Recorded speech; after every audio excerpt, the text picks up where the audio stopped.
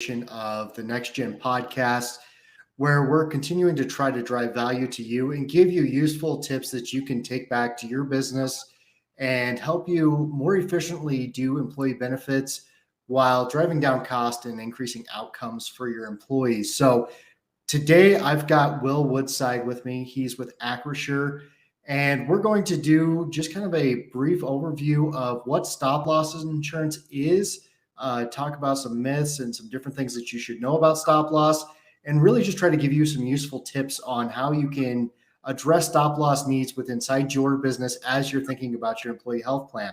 So with that being said, Will, thank you for coming on today. Tell us a little bit about you and who Acrisure is.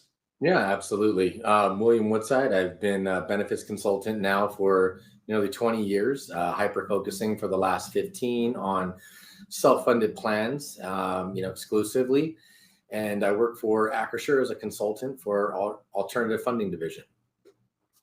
That's awesome. Now, one of the places that I think we need to start this conversation, Will, is simply explaining what stop loss insurance is. When we talk about self-funding, a lot of times people get a little bit nervous and a little bit scared because they don't understand the stop loss feature inside of a self-funded health plan. So if you wouldn't mind, let's start there and just explain what stop loss is and how businesses can leverage it to make self-funding a reality for them. No, it's a great question. I think a good starting point.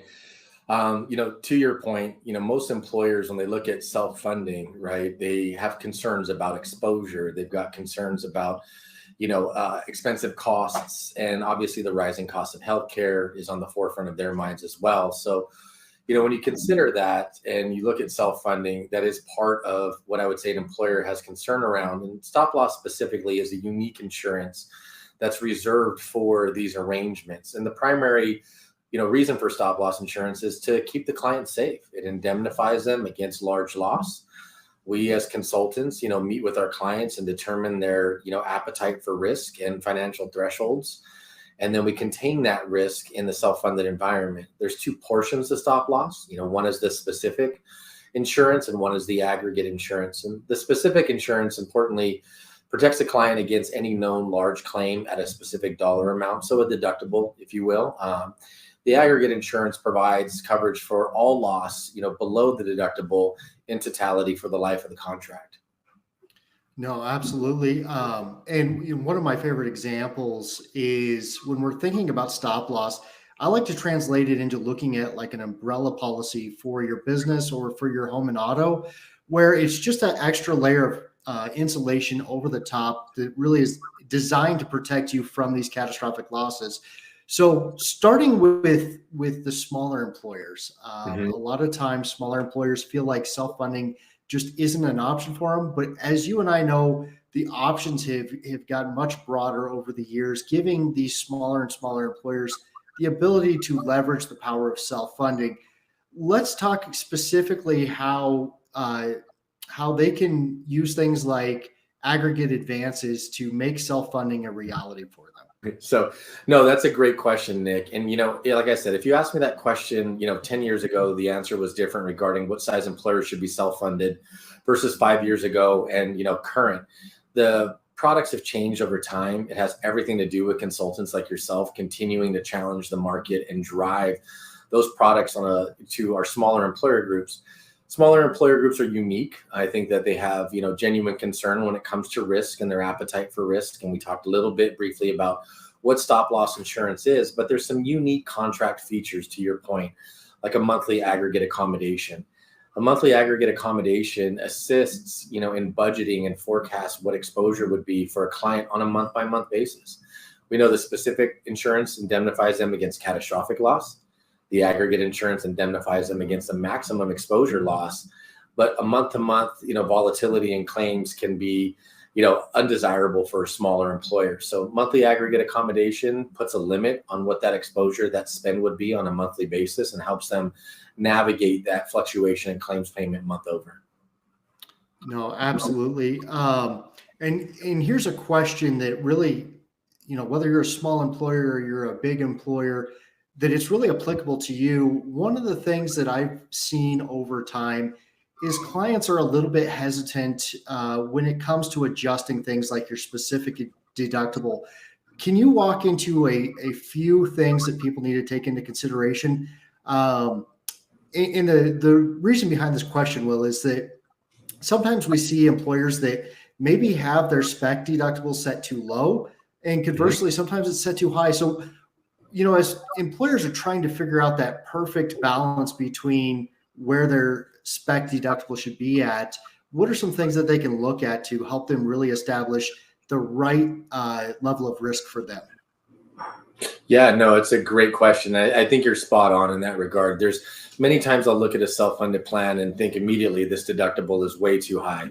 Or conversely, the deductible is too low and they're simply paying more money in premium than they really need to pay.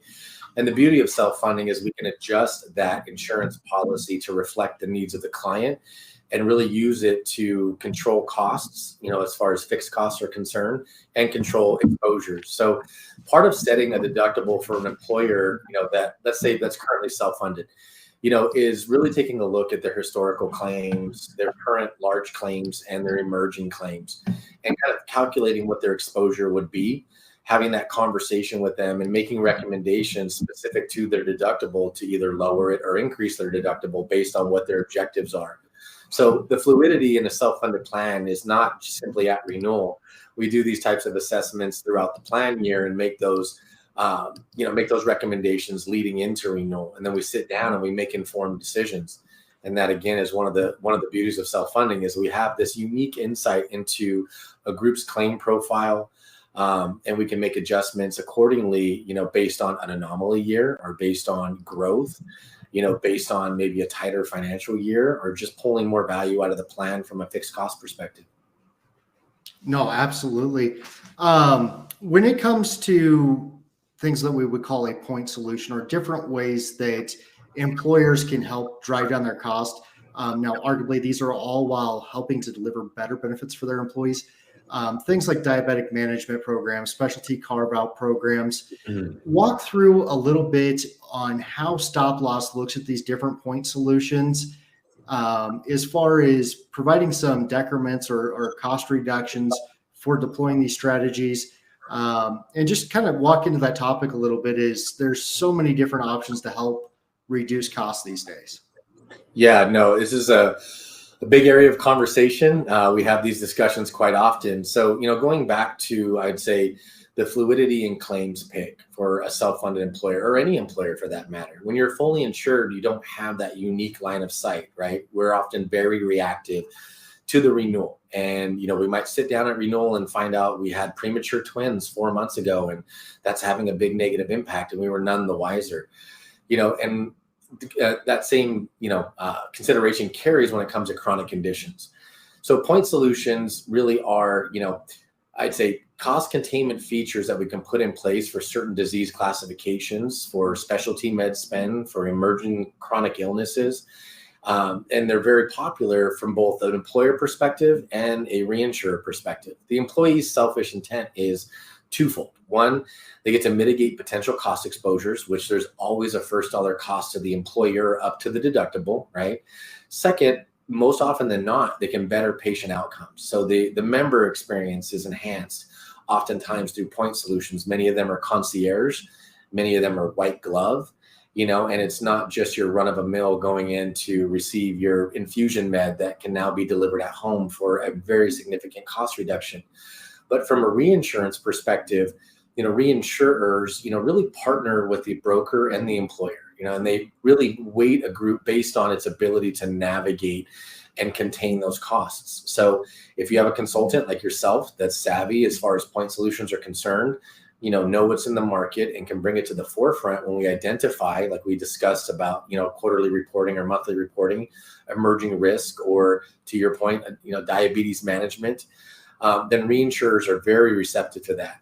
I think one thing that's important to understand is, the reinsurer's reaction to a point solution most times isn't immediate, where there's not a credit to, say, a rate setting category as much as there may be a laser mitigation. So going back to your example, if you had a high cost claimant that was a diabetic that turned into a dialysis claimant, and that dialysis was going to be ongoing, If we carve that dialysis out, we can mitigate, lasers from the stop loss carrier and have a much more manageable renewal. And we've seen that to dramatic impact, at renewal for self-funded employers, and using those point solutions to reduce, additional costs or liabilities deemed by the reinsurance carrier who's on the risk. And that chronic condition isn't going to just go away. So we have to roll up our sleeves and manage it better via point solutions. No, absolutely. And along the same line of conversation, Will, but kind of piquing the ears of the CFOs that are listening to this, how do we use data to determine, the right point solutions, and then also determine what we need to do to really navigate the stop loss world, and how we can use that data to make good decisions going forward? And a lot of that stems from the fact that, unfortunately, the industry has largely used the rearview mirror approach, but with the ability to have data nowadays and the analytics that come from that. Walk us through how we're leveraging that to impact in a positive way stop loss insurance. Yeah, no, I think we would be hard pressed to find any CEO, COO, CFO that makes decisions in the blind, right? They have, whatever their business is, they're making decisions based on data. And the health insurance space is one, if they're fully insured, a very rare scenario where they have a big spend as far as their overhead's concerned, and they're making decisions in the blind. When we're self-funded, we remove those blinds and we have unabated access to data, and that allows us to make decisions based on data. So those data insights, be it clinical insights, be it, seasonal spend insights, be it emerging risk, whatever it may be, lend itself to make those decisions based on where the group is in their utilization and what's on the horizon. So this is where we get in those conversations about point solutions and sitting down and what the impact would be with those employers, or conversely launching, chronic condition campaigns, or launching, virtual telehealth campaigns, whatever we can do to mitigate, say, emergency room spend and move it into urgent care, or move it from an urgent care to a remote, telehealth solution. We can make those decisions intelligently, and we can deploy those tactics strategically because we know the who, what, where, when, and why. Absolutely. One of the other critical pieces, other than things like a third-party administrator or stop loss insurance of a health plan, is some type of network arrangement. Now, not all network arrangements are created equal, as you and I know. Yeah. But a lot of common networks that people hear are Blue Cross Blue Shield, United Healthcare, Cigna. Yeah. A lot of employers have heard of smaller regional networks like First Health or Midlands Choice. And then we get to the complete other side of the spectrum, which is where we talk about reference-based pricing and direct contracts. Yeah. Can you explain a little bit on how employers should be evaluating what type of quote-unquote network they should be using for their health plan, how it's going to impact stop loss, how it's going to impact employees, and everything else? Yeah, no, it's a big question. It's one that has to be considered carefully. I think we're all familiar with BUCA, right? With our Blues, United, Cigna, Aetnas of the world, right? The name brand networks that everyone's pretty commonly associate with medical benefits. When we're self-funding, we have to carefully evaluate what network choice we're going to make, and that's predicated on, first and foremost, access. We want to give employees access to healthcare. We want to make it easy for them to go in and seek services. We want them to use services, more importantly, preventatively. So impeding barriers to access are the first thing we have to look at. So to your example, if Midlands Choice is, the network for your region in your specific geographic area, and that has the best physician access, then we want to look at that. Second is we look at network discounts, so the power of the network. And we often associate, our primary tier ones, again, our Blues, Cigna, Aetnas, United Health of the world. And we see the power in their discounts or aggregated buying power, right? But that isn't the end all be all when we make decisions around networks. A lot of it has to do with creativity and self-funding. So oftentimes we may marry that or use alternatively a direct contract arrangement, like you and I have talked about numerously, something that's unique to a geographic region. So the decision in network is, one, access for me, And then from that access point, we decide on a network, then that opens up our TPA choices, right? TPAs have access to different networks based on who they partner with. Some are very creative and do a lot of what I call the old school direct contracting, and they really roll their sleeves up and they know how to do that. Others are simply aligned with the Blues or with an Aetna or with a UHC. And then from there, we kind of rail that down and say, okay, well, of these TPAs that have access to this network, which one meets the needs of our employer? Are they high touch, low touch? Are they high tech? Are they boots on ground, brick and mortar? How does a TPA augment the employer's business and meet the needs of its employees? So there's quite a bit that goes into that decision, but ultimately we're trying to drive access, we're trying to get the best discounts, and we're trying to, walk away with the best employee experience via the third party administrator. And all of that really comes down to, consulting prowess, picking the consultant that can help you navigate, the myriad of network and TPA arrangements to drive the best all-around solution for your employer group.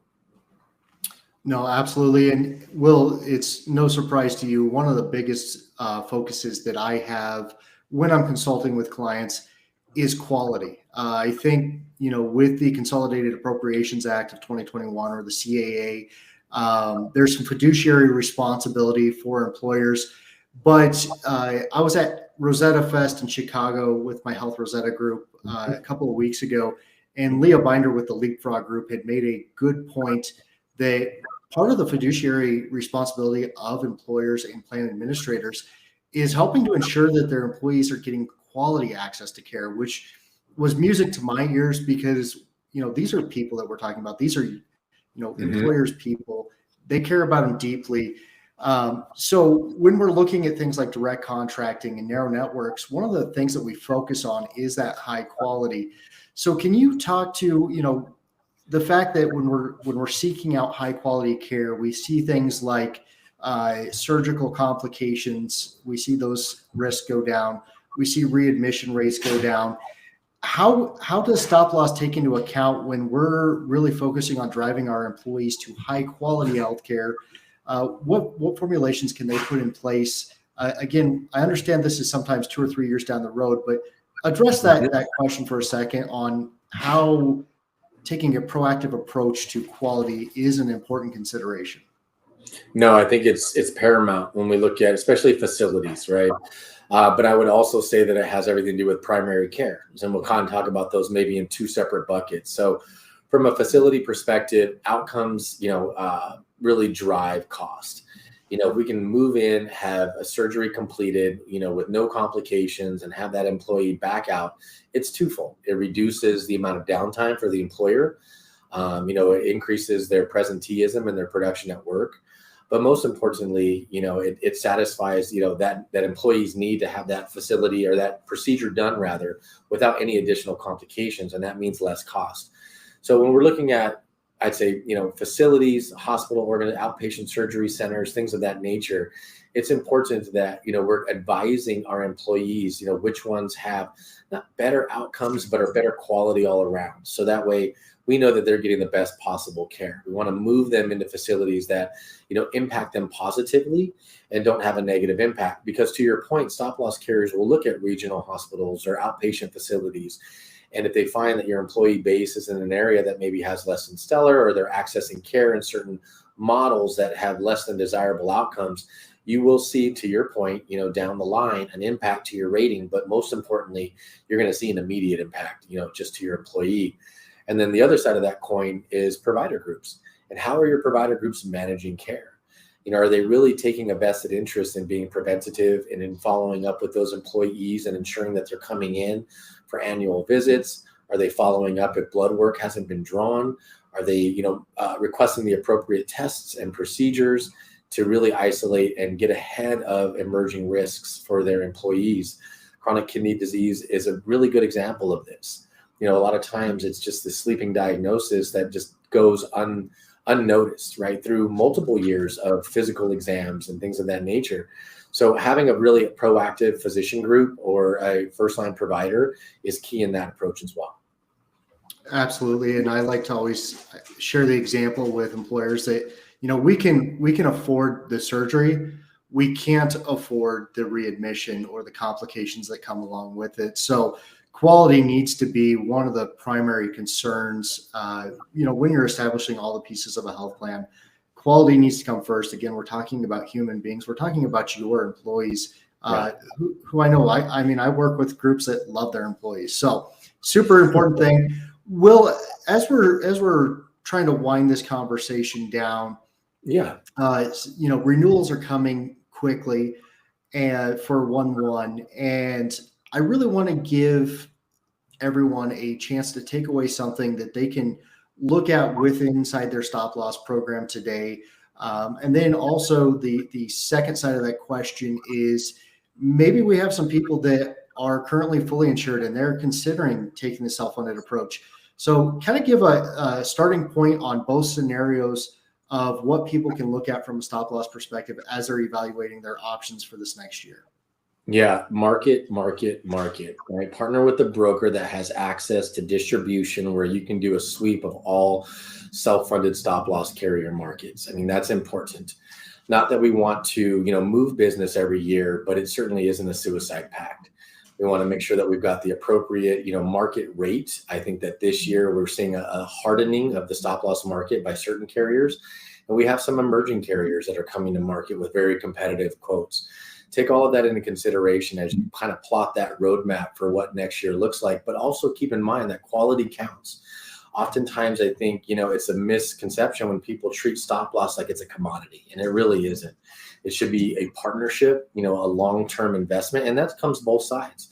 The employer group and the consultant need to be making investments into the health plan. Point solutions are a great example. Benefit designs are a great example.